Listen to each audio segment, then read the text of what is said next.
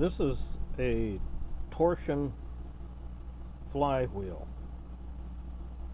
It generates its power by reciprocation instead of like the standard generators that use rotational only in one direction. This one does it in an oscillation. Puts out a tremendous amount of power for the input. Takes 0.6 of a watt to run it, and it'll put out 1.6 watts of power.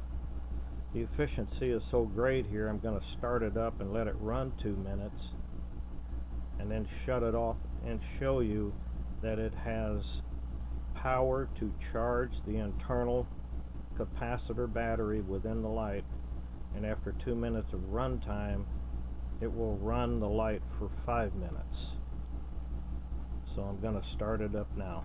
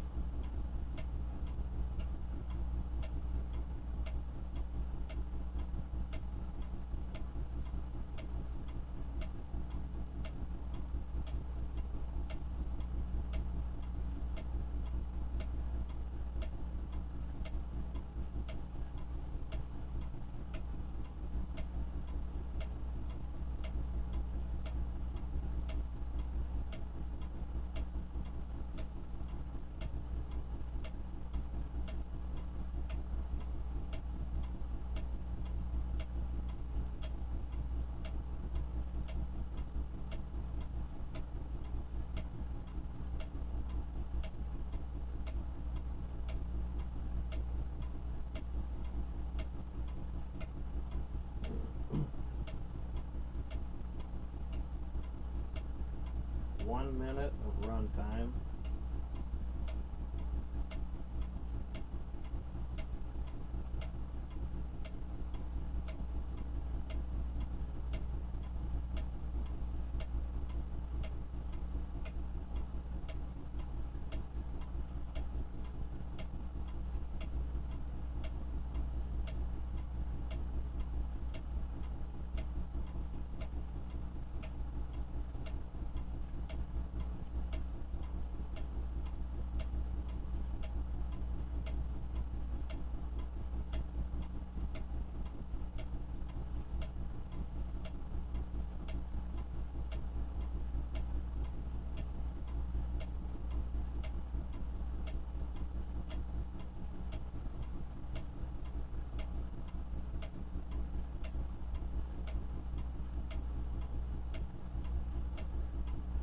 Two minutes of run time. The unit is now off,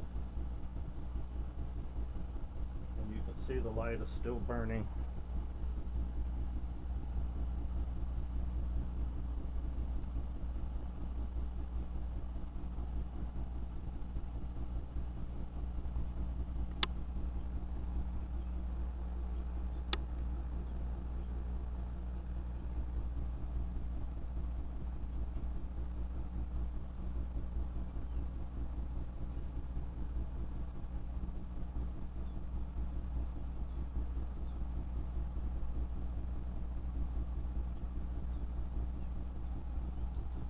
The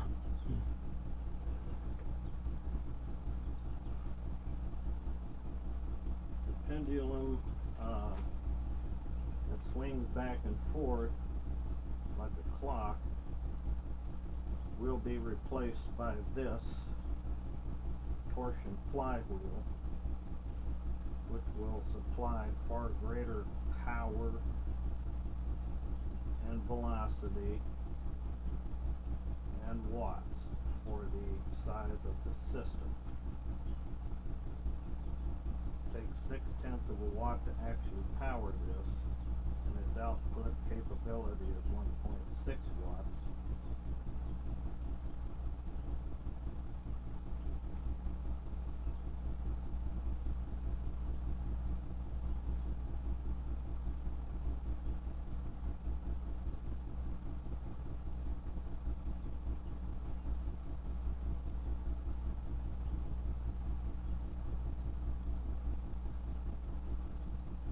one runs right around close to 2 hertz, 1.6. So a system like this can be designed in different frequencies, and the higher the frequencies, the higher the output on it. Even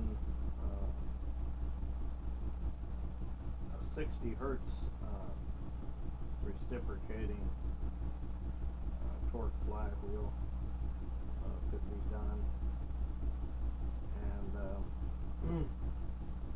one with about a 100-pound weight equivalency to a torsion pendulum would put out around 6,000 watts.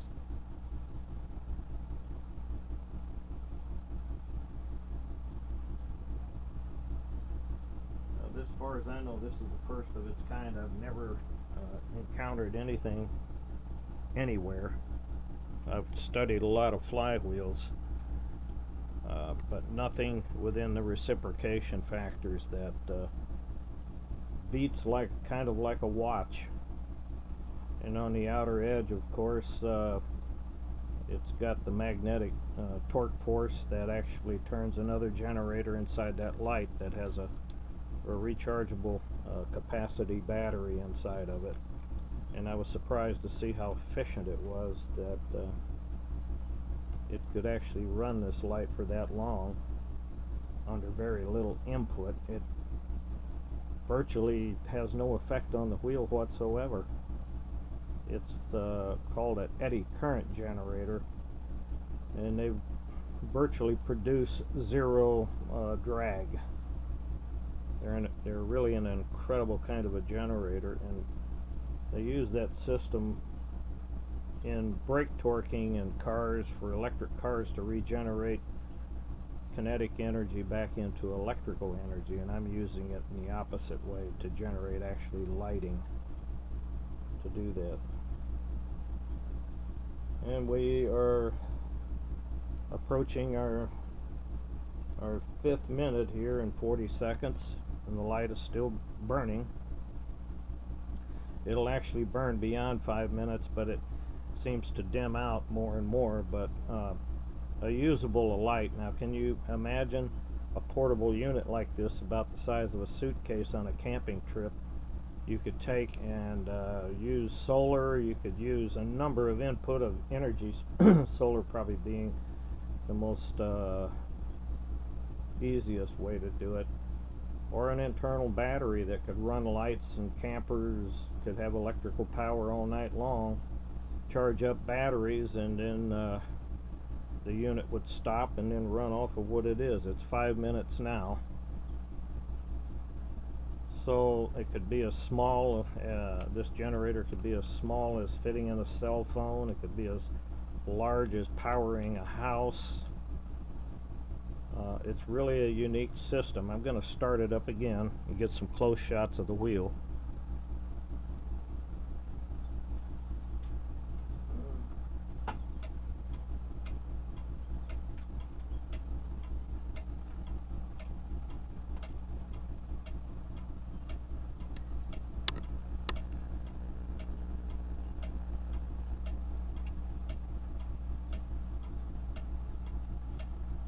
And it virtually, I'll get the camera off and get some better inside shots here. It might be a little shaky, but I'll try to do the best I can without shaking things apart here.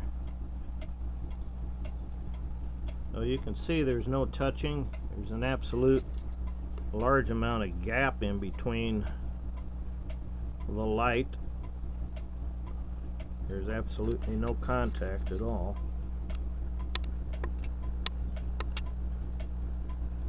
It's mounted on a frame that seems to get a good balance of input, so that the unit doesn't get any drag whatsoever off of the light. I'm really using the wrong kinds of material for this. I didn't have anything else. This is a steel structure. It should have been all built out of aluminum. and the wheel itself should have been an aluminum wheel, because that's what actually an eddy current generator functions off of: aluminum, brass, and copper, because of the powerful magnetic fields within the magnets. When the field is introduced into a non-metallic metal, it drags the field with it when the metal moves, and it causes an eddy current, and that's where you get your regenerative braking and also your lighting.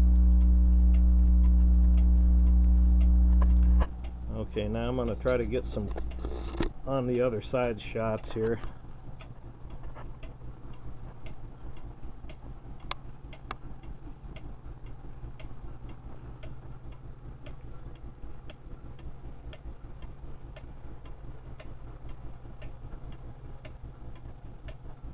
You can see it from this angle.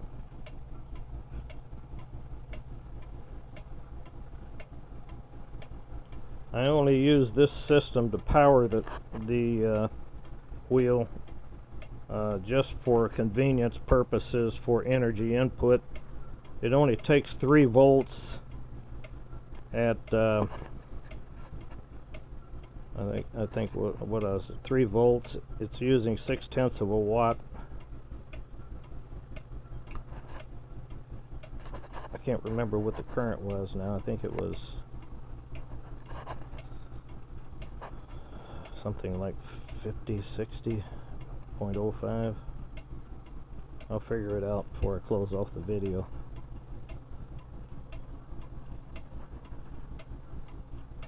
Let's see if I can swing around here a little bit more. Try not to make things too jittery here.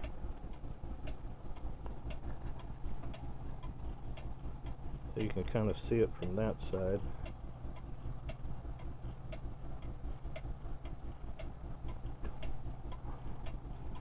So something like this could be geared up to where the actual torque spring weight could be balanced considerably, where this thing would put out enormous amounts of power from the twisting forces of the wheel that winds up the spring, and spring induces power back into the wheel, and you get a reciprocating energy storage both ways. I mean, flywheels have been used for storage for a long time, but in this case you're getting more usable power back from the actual twisting distance that it swings with very little input.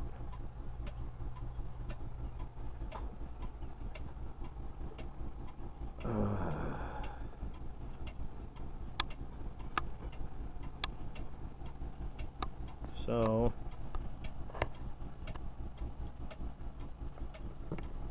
I will be letting you guys digest this one, and I'll be sending it through a video. Hope you enjoy it.